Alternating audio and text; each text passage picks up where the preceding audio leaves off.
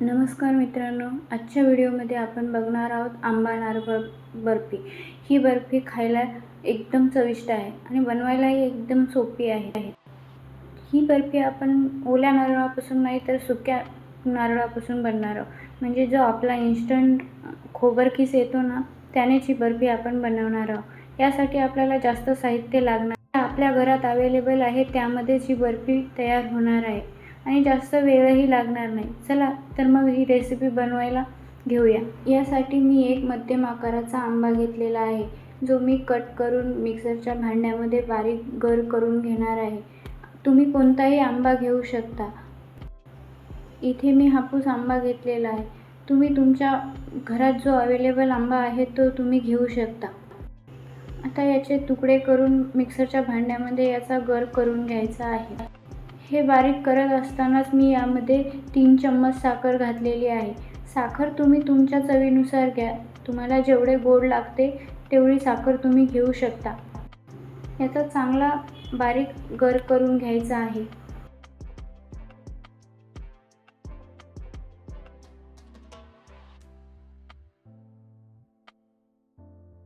मध्येच मी एक इलायची टाकलेली आहे।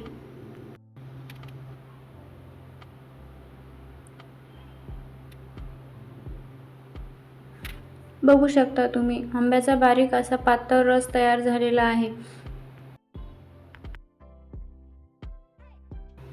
त्या कढईमध्ये 1 वाटी सुके खोबरे घ्यायचे आहे। खोबरे चांगले 3-4 मिनिट परतून घ्यायचे आहे। त्याला सारखे परतत राहायचे आहे, नाहीतर खोबरे करपू शकते।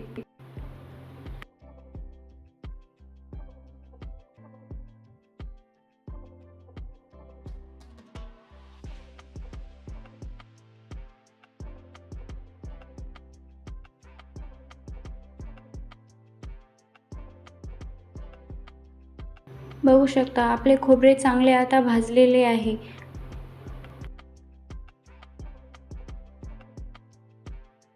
आता यामध्ये 1 वाटी आंब्याचा रस टाकायचा आहे। ज्या वाटीने तुम्ही 1 वाटी खोबरे घेतले आहे त्याच वाटीने 1 वाटी आंब्याचा रस यामध्ये टाकायचा आहे। जास्त रस टाकल्यास हे मिश्रण खूप पातळ होते। आता हे दोन्ही चांगले मिश्रण एकजीव करून घ्यायचे आहे। आता यामध्ये मी 1 पाऊण वाटी दूध टाकलेले आहे। तुम्हाला दूध टाकायचे नसेल तरीही चालते, दूध टाकणे खूप ऐच्छिक आहे। आता हे मिश्रण चांगले 2-3 मिनिट शिजवून घ्यायचे आहे। जोपर्यंत हे घट्टसर बनत नाही तोपर्यंत हे शिजवून घ्यायचे आहे।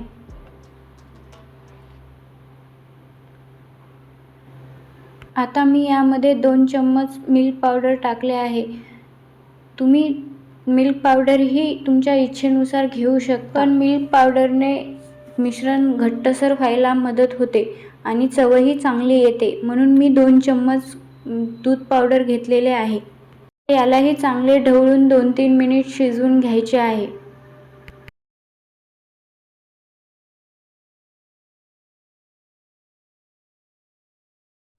बघू शकता आता आपले मिश्रण चांगले घट्टसर बनले आहे।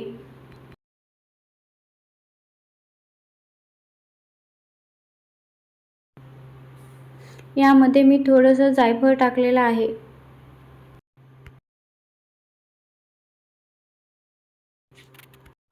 आता हे मिश्रण पसरवण्यासाठी एका ताटाला तूप लावून घ्यायचे आहे। इथे माझ्याकडे छोटे ताट अवेलेबल नव्हते म्हणून मी मोठे ताट घेतले आहे। आता हे मिश्रण चांगले याच्यावर पसरून घ्यायचे आहे आणि 2 मिनिट तसेच थंड होऊ द्यायचे आहे।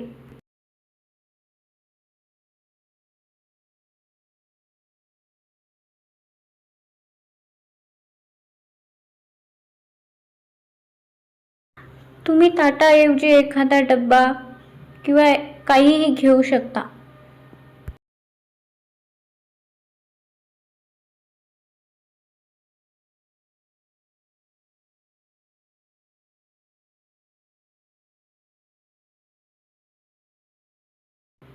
आता मी हे मिश्रण पूर्णपणे सेट करून ठेवलेले आहे आणि 2-3 मिनिट बाजूला ठेवून देणार आहे। हे एकदा थंड झाले की बरोबर सेट होते।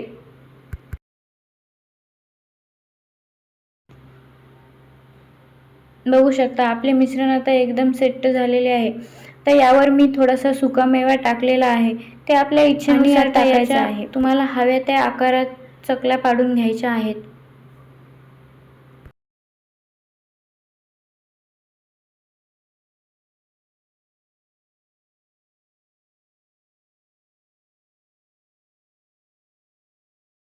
बघू शकता आता तुम्ही आपली आंबा नारळ बर्फी एकदम आता तयार झालेली आहे. ही बर्फी एकदम सॉफ्ट आणि तोंडात विरघळणारी आहे.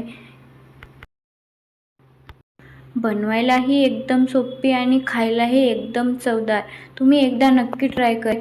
व्हिडिओ आवडला असेल तर लाईक शेअर नक्की करा आणि कमेंटमध्ये नक्की कळवा की तुम्ही कुठून हा व्हिडिओ बघत आहात. थँक्यू.